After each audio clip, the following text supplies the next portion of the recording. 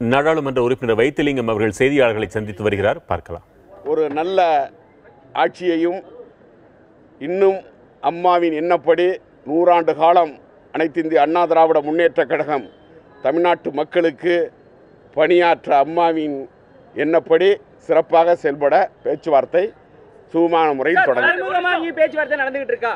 மறைமுகமாக எல்லாம் இல்லை, பேச்சுவார்த்தை எப்போதும் உங்களுக்கு எல்லாம் தெரிகிறாப்புல தான் நடக்கும். வர்றோம்னு சொல்லிட்டாங்க. இல்ல போன்லயே சொல்லிட்டாங்க.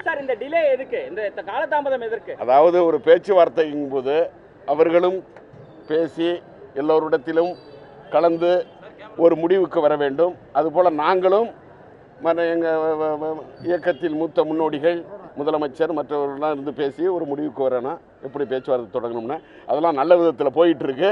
நல்ல விதமாக பேச்சுவார்த்தை தொடங்கணும். தேர்தல் ஆணையத்துக்கு கொடுக்கக்கூடிய ஆவணங்கள்ல இந்த 2 நாட்கள் நடைபெறுகிற மாவட்ட செயலாளர் கூட்டத்தில் எது போன்ற கரெக்ஷன் ஏதோ நடந்துட்டு இருக்கிறதா சொல்றாங்களே தேர்தல் ஆணையம்? ஒன்றும் கரெக்ஷன் இல்லை.